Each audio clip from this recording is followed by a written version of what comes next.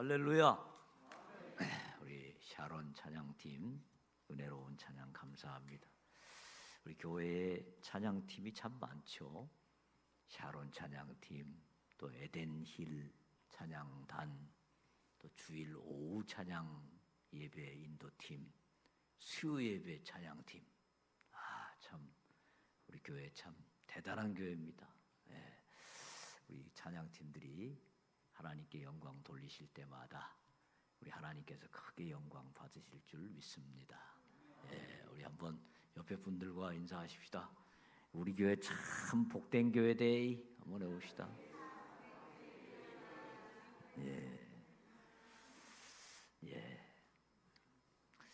우리 예수님께서는 오늘 본문 이전까지 주로 많은 사람들을 대상으로 사역을 펼치셨습니다. 이제 오늘 본문을 기점으로 해서 예수님께서는 갈릴리 사역 후반기를 시작하시고 이제 예루살렘의 고난의 길을 향해서 나아가십니다. 지금까지는 예수님은 많은 사람들을 대상으로 가르치셨지만 이제 오늘 본문부터는 예수님은 이제 제자들을 집중적으로 가르치시기 시작하십니다. 이제 예수님은 예루살렘을 향하여 나아가시고 십자가를 향하여 나아가실 것인데 제자들도 그 길에 함께 가야 되는 것입니다. 예수님과 함께 가기 위해서는 예수님이 누구신지 정확하게 이해할 필요가 있지 않겠습니까? 그래서 오늘 본문에 우리 예수님은 제자들에게 물어보십니다. 얘들아, 사람들이 나를 누구라고 하더냐? 그렇게 물어보십니다. 오늘 본문 19절이죠. 그랬더니 19절에 이 제자들이 이렇게 말합니다. 19절 다 함께 읽어보겠습니다. 시작. 대답하여 이르되 세례 요한이라 하고 더러는 엘리야라 더러는 옛 선지자 중에 한 사람이 살아났다 하나이다. 아멘. 우리는 예수님이 누구신지 예수님이 이미 부활하시고 승천하셨기 때문에 잘 알지만 이 이스라엘 사람들은 당시는 예수님이 어떤 분인지 정확히 알지 못했습니다. 그런데 이스라엘 사람들은 메시아를 기다리고 있는 상황이었습니다. 그래서 세례 요한은 광야에 와서 회개를 외치고 또 헤롯 왕을 향하여 잘못된 것을 지적해서 순교를 당하는 그런 인물이었죠. 또 엘리야는 누굽니까? 엘리야는 성경에서 가장 많은 기적을 일으켰던 사람이고 또 이제 850명의 바알과 아세라 선지자들과 850대 1로 붙어가지고 목숨을 걸고 싸워서 이스라엘에서 우상을 제거한 이런 인물입니다. 그러니까 이스라엘 백성들이 생각할 때 세례 요한이나 엘리야 같은 사람들은 우리에게 이 고난의 시대를 끝내고 새로운 시대를 열어줄 사람이라는 그런 기대감이 있었습니다. 그러니까 예수님께서는 그 말씀을 들으시고 이제 20절에 말씀하십니다. 같이 읽어보겠습니다. 20절 시작. 예수께서 이르시되 너희는 나를 누구라 하느냐? 베드로가 대답하여 이르되 하나님의 그리스도시니이다 하니. 아멘. 이제 베드로가 대표로 예수님은 당신은 하나님이 보내신 그리스도 즉 메시아이십니다. 우리를 구원하실 그런 그리스도 메시아이십니다. 그렇게 고백합니다. 그런데 이 고백을 들으신 후에 우리 예수님이 뭐라고 말씀하십니까? 21절 다 함께 읽어보겠습니다. 시작. 경고하사 이 말을 아무에게도 이르지 말라 명하시고. 자, 여러분 이상하지 않습니까? 예수님이 우리를 구원하실 메시아라면 이 소식을 한시라도 빨리 더 많은 사람들에게 전해서 그들이 이 메시아를 믿도록 해야 되지 않습니까? 그런데 예수님은 제자들에게 뭐라고 말씀하십니까? 아무에게도 이르지 말라. 이 사실을 이야기하지 말라. 그렇게 말씀하십니다. 왜 그랬을까요? 왜 예수님은 이 메시아를 더 널리 알려야 될 제자들에게 알리지 말라고 말씀하셨을까요? 예수님은 그 당시 이스라엘 백성들이 생각했던 메시아와는 다른 메시아였습니다. 이스라엘 백성들이 생각했던 메시아는 이스라엘을 로마의 압제로부터 독립시키고 다윗 왕 때와 같은 강대국을 만들어서 이스라엘을 행복하게 만드는 이스라엘만의 메시아를 생각했습니다. 이스라엘 사람들은. 그런데 우리 예수님은 이스라엘만의 메시아가 아니고 온 인류를 위한 메시아 구원자로 오셨습니다. 자, 그러다 보니까 예수님은 이스라엘 백성들을 향해서 이스라엘만을 위한 메시아라는 생각을 고치게 하고 이스라엘의 고집과 이스라엘의 이기심과 이스라엘의 중심주의를 타파하고 온 인류를 위해서 희생해야 될 것을 말씀하십니다. 그러다 보니까 이스라엘의 대제사장과 서기관들은 예수님이 별로 마음에 들지 않았습니다. 이거는 완전히 반대로 가네. 이스라엘을 위한 메시아가 돼야 되는데 우리 보고 욕심을 버리라고 하고 우리 중심주의를 버리라고 하니까 결국 이 이스라엘의 대제사장과 서기관들, 권력자들은 예수님을 결국 죽이게 됩니다. 그런데 예수님이 돌아가시는 건 맞는데 예수님이 돌아가시기 전에 먼저 제자들이 예수님의 사역을 계속해서 감당할 수 있을 만한 믿음의 훈련과 성장이 돼야 됩니다.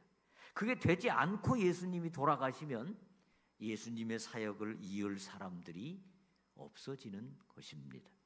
그렇기 때문에 지금 이제 오늘 이 말씀 이후로 예수님 돌아가실 때까지 예수님은 제자들을 집중적으로 훈련하십니다.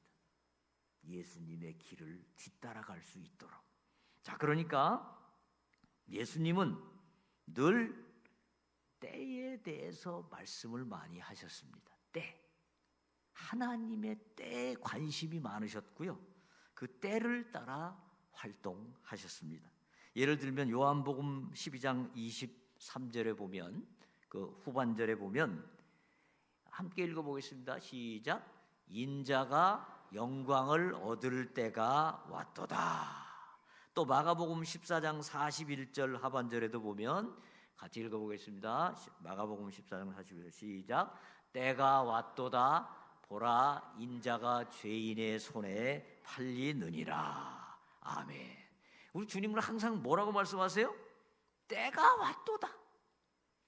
때가 왔도다. 여러분, 여기서 이 때는 무슨 때입니까? 바로 하나님이 계획하신 때입니다. 이 하나님이 계획하신 결정적인 때를 우리는 흔히 카이로스 그렇게 말합니다. 크로노스는 그냥 일반적으로 흘러가는 1시간, 2시간 흘러가는 그 시간이라면 카이로스는 하나님이 계획하시고 하나님이 역사하시는 그 결정적인 때, 그게 바로 카이로스입니다. 자, 우리는요 신앙생활을 하면서 우리가 신앙생활을 한다는 게 뭡니까? 하나님의 때와 내가 기대하고 바라는 때가 맞지 않을 때, 그때도 겸손히 하나님의 때를 기다리는 것이 신앙입니다. 내가 생각할 때는 하나님 왜 이때 이 일을 안 이루어 주십니까? 이때 이렇게 해주시면 참 좋겠는데 왜 안 해주십니까? 라고 답답할 수 있습니다. 정말 우리가 기다리는 것이 힘듭니다. 사람이 제일 못하는 게 기다리는 겁니다. 답답해요. 불안해요. 도대체 하나님은 언제 응답하시지? 그런데 신앙생활은 하나님의 때와 내 때를 맞추는 겁니다. 하나님께서는 아브라함을 부르시고 내가 너의 자손을 하늘의 별처럼 바다의 모래처럼 많게 해주시겠다. 엄청 크게 약속을 해주셨는데 수십 년이 지나도록 자녀 하나도 허락하시지 않으십니다. 얼마나 답답했겠어요, 아브라함이. 또 하나님께서는 요셉에게 꿈을 주시는데 해와 달과 11별이 자기에게 절하는 그런 또 꿈을 주십니다. 여러분, 그런데 요셉은 10여 년이 넘도록 애굽의 종으로 팔려가가지고 완전히 죽음의 터널을 막 통과하는 겁니다. 얼마나 답답했겠습니까? 얼마나 불안했겠습니까? 그런데 결국 하나님의 카이로스, 그때가 딱 오니까 그 고난이 끝나고 놀라운 축복과 은혜가 임한 것입니다. 여러분, 엄마 뱃속의 아기가 9달 반인가 동안을 그 뱃속에 컴컴한 데 있으니까 얼마나 답답하겠어요. 뭐 9달 반이나 기다리냐, 한 2달 빨리 나가자. 그걸 빨리 나오면 어떻게 되겠습니까? 잘못하면 미숙아가 돼서 목숨을 잃을 수가 있습니다. 다 정한 때가 있다. 그 유명한 말을 누가 했을까요? 목욕탕 주인이 했습니다. 다 때가 있다. 우리 주님께서는 늘 때를 기다리셨습니다. 그러니까 21절 말씀, 경고하사 이 말을 아무에게도 이르지 말라 명하셨던 것은 뭡니까? 나는 하나님의 때가 임할 때까지 기다리겠다. 너희들도 하나님의 카이로스가 올 때까지 잠잠하라, 기다리라, 원망하지 말라, 실력을 키우라. 너희들이 그때가 올 때까지 잘 준비하면 하나님께서 놀라운 은혜를 주신다라는 것을 말씀하시는 것입니다. 여러분도 하나님의 카이로스가 임할 때까지 원망하지 말고 답답해하지 말고 불안해하지 말고 끝까지 기다리셔서 아브라함처럼 요셉처럼 하나님의 놀라운 은혜가 임하는 여러분 되시기를 주의 이름으로 축원합니다. 네. 우리 22절 말씀 읽어보겠습니다. 22절 말씀 시작. 이르시되 인자가 많은 고난을 받고 장로들과 대제사장들과 서기관들에게 버림받아 죽임을 당하고 제3일에 살아나야 하리라 하시고 아멘. 자, 이제 예수님은 제자들에게 내가 걸어갈 길이 어떤 길인지를 말씀하십니다. 제자들은 그동안에 예수님이 막 기적 일으키시고 뭐 오병이어로 막 먹이시고 그래서 인기가 하늘 높은 줄 모르게 올라가는 그런 예수님만 보았잖아요. 예수님은 이제 내가 갈 길은 이것이다. 여기 22절에 4가지 동사가 나옵니다. 첫째는 고난을 받고, 이건 헬라어로는 파데인이란 말입니다. 두 번째는 버림받아요. 이거는 아포도키마스 데나이란 말이고, 세 번째는 죽임을 당하고, 이거는 아폭탄 데나이. 그 다음에 사흘 만에 살아나야 하리라. 이거는 에게르 데나이. 자, 제가 왜 지금 헬라어를 말씀을 드리냐면요, 지금 한국 이 성경으로만 봐서는 이게 능동태인지 수동태인지 잘 구분이 안 됩니다. 능동태는 뭐죠? 내가 하는 겁니다. 수동태는 누군가 나에게 하도록 하는 겁니다. 자, 그런데 이 4가지 동사 중에 파데인, 즉 고난을 받고는 능동태입니다. 예수님이 능동적으로 자신이 고난을 향해서 나아가는 겁니다. 그 다음에 이 뒤에 나오는 3가지 동사, 버림받고 죽임당하고 살아나야 하리라. 이 세 가지는 수동태입니다. 수동태. 보면은 능동태처럼 보이기도 하는데 수동태입니다. 헬라어로는. 근데 고난을 버림받되고는 누구에게 버림받습니까? 장로들과 대제사장들에게 버림받습니다. 그런데 죽임을 당하고 제3일에 살아나야 하리라. 이 아폭탄 데나이와 에게르 데나이는 명확하게 누가 주체인지가 잘 나와 있지 않습니다. 이것을 헬라어에서는 보통 신적 수동태다 이렇게 말합니다. 신적 수동태. 이 말은 뭐죠? 어느 인간이 예수님을 죽이고 예수님을 사흘 만에 살리시는 것이 아니라 하나님이 예수님을 죽이시고 하나님이 예수님을 다시 살리신다라는 의미를 담고 있습니다. 신적 수동태. 자, 그럼 우리는 여기서 질문을 갖게 됩니다. 하나님이 왜 예수님을 굳이 십자가에다가 죽이시고 또 사흘 만에 살리시는가? 하나님은 어떤 계획을 가지고 계시는가라는 질문을 갖게 됩니다. 하나님께서는 인류를 구원하실 때 하나님의 공의가 있습니다. 하나님의 공의. 그것은 죄를 지은 사람을 아무 대가도 없이 그냥 죄사함을 주시지 않습니다. 무언가 대가를 지불하도록 해야 됩니다. 우리나라도 마찬가지죠. 우리나라도 죄를 지은 사람이 있는데 그 사람을 그냥 가만히 사회에 돌아다니게 만들면 우리 사회가 어떻게 되겠습니까? 큰일 나죠. 죄를 지은 사람은 감옥에다 가두든지 벌금을 내게 하든지 뭔가 질서가 있어야 이 사회가 돌아가는 겁니다. 하나님의 나라도 마찬가지입니다. 하나님의 공의에 의해서 죄를 지은 거에 대해서는 반드시 그 죄에 대한 대가를 지불하도록 해야 합니다.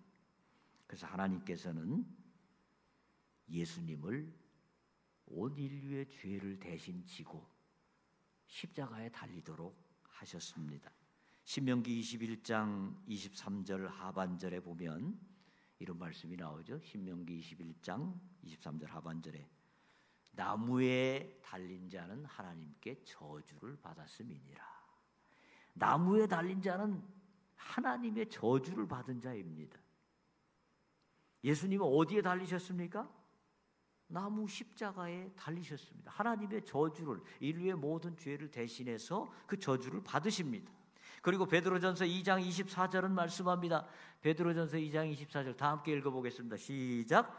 친히 나무에 달려 그 몸으로 우리 죄를 담당하셨으니 이는 우리로 죄에 대하여 죽고 의에 대하여 살게 하려 하심이라. 저가 채찍에 맞음으로 너희는 나음을 얻었나니. 아멘. 자, 예수님은 나무, 즉 십자가에 달리셔서 우리의 모든 죄를 담당하셨고 그리고 우리를 의롭게 하셨다라는 것입니다.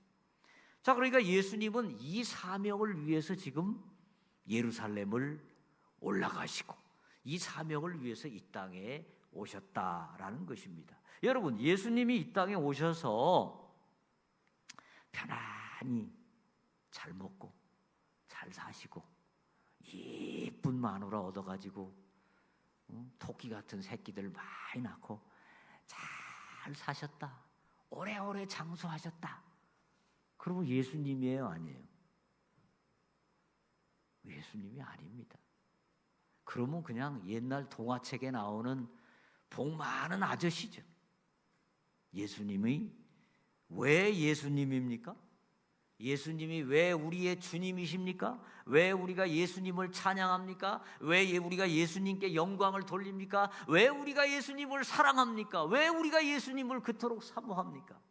바로 예수님은 이 땅에 오셔서 온 인류의 죄를 담당하시고 그 수치와 모욕을 당하시고 십자가에 달리셨기 때문에, 그렇기 때문에 예수님은 우리의 주님이시고 우리의 영광을 받으시고 우리의 사랑의 대상이 되는 것입니다. 유명한 말이죠. No cross, no crown. 십자가 없이 영광 없다. 한번 같이 해보실까요? No cross, no crown. 이게 하나님의 원리입니다. 십자가에 달려야 거기에서 영광이 있습니다. 예수님이 우리의 예수님이 되시고 온 성도들의 영광과 찬양을 받는 것은 바로 십자가에 달리셨기 때문입니다. 그렇다면 우리 제자들이 가야 할 길이 무엇일까요? 제자는 어떤 사람들입니까? 오늘 본문 23절 다 함께 읽어보겠습니다. 23절 시작. 또 무리에게 이르시되 아무든지 나를 따라오려거든 자기를 부인하고 날마다 자기 십자가를 지고 나를 따를 것이니라. 아멘. 아무든지 나를 따라오려거든, 즉 예수님과 똑같은 길을 걸어가려거든, 그 예수님과 똑같은 길을 걸어가는 사람들이 바로 누굽니까? 여러분과 저이고 그게 바로 제자죠. 제자는 예수님이 가신 길을 가는 겁니다. 자, 그 제자가 해야 될 일은 무엇입니까? 따라오려거든 누구를 부인하고요? 자기를 부인하고 날마다 자기 십자가를 지고 나를 따라야 된다.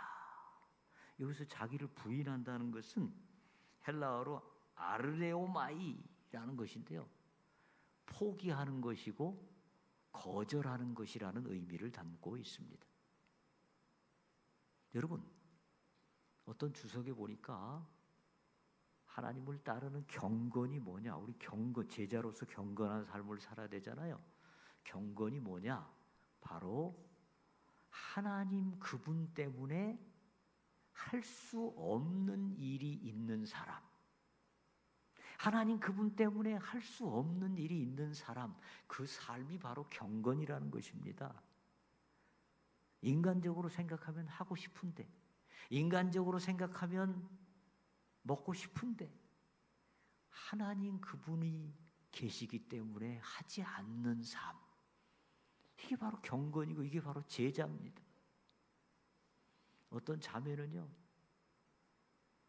사귀고 있는 형제가 있는데 그 형제가 분명히 신앙적으로 보면 배우자감이 아닌데도 자꾸 만나요. 정이 들어서 만난대요. 근데 예수님도 안 믿고 담배 피고 그래요. 그게 경건한 삶일까요? 그게 제자의 삶일까요? 자기가 정이 들었어도 하나님이 원치 않으신다고 생각하면 끊을 수 있어야죠. 과거에 어떤 청년이 저한테 그랬어요. 그 청년은 해병대 출신인데 해병대에서 친했던 친구들이 나와가지고 멋있는 스탠드바 같은 거를 운영하고 돈을 긁어 모은답니다. 자기 보고 맨날 그 친구들이 말한대요. 야, 너 빨리 와서 우리랑 일하자. 이거 돈 엄청 번다. 스탠드바 이거 있잖아요. 이렇게 하는 거. 근데 이 청년이 저한테 그래요. 목사님, 저는 그건 할 수가 없더라고요. 아무리 돈이 많이 벌린다 하더라도 제가 어떻게 그 일을 하겠습니까? 이게 바로 경건이에요. 경건. 내가 아무리 하고 싶어도, 아무리 좋아 보여도 하나님 그분 때문에 할 수 없는 일이 있는 삶, 그게 바로 경건입니다. 그리고 다시 뒤집어서 내가 아무리 하기 싫어도, 내가 아무리 고통스러워도 하나님 그분 때문에 해야 되는 것, 그게 바로 십자가를 지는 것입니다. 우리 제자들은 하나님 그분 때문에 하고 싶은 것도 참아야 되고 하기 싫은 것도 하고, 그런 경건의 삶을 살아갈 때 우리 하나님께서 결국 크라운, 영광을 주실 줄로 믿습니다. 그 다음에 24절 같이 읽어보겠습니다. 시작. 누구든지 제 목숨을 구원하고자 하면 잃을 것이요 누구든지 나를 위하여 제 목숨을 잃으면 구원하리라. 여러분, 예수님은 지금 순교의 상황을 두고 제자들에게 말씀하십니다.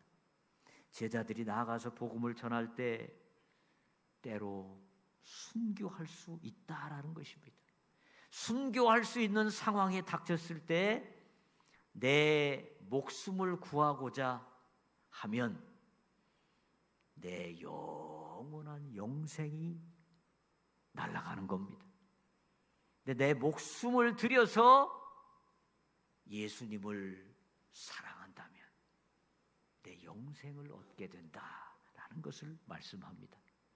오늘날도 세계 여러 곳에서 순교가 일어나고 있습니다. 특별히 이슬람권, 공산권에서 지금도 순교가 일어나고 있습니다. 우리는 이런 순교를 적색 순교라고 말합니다. 즉 피를 흘리는 순교이죠. 우리나라는 지금 적색 순교는 일어나기 어렵죠. 그러나 우리나라 같은 상황에서도 여전히 순교가 있습니다. 그래서 우리는 백색 순교라고 말합니다.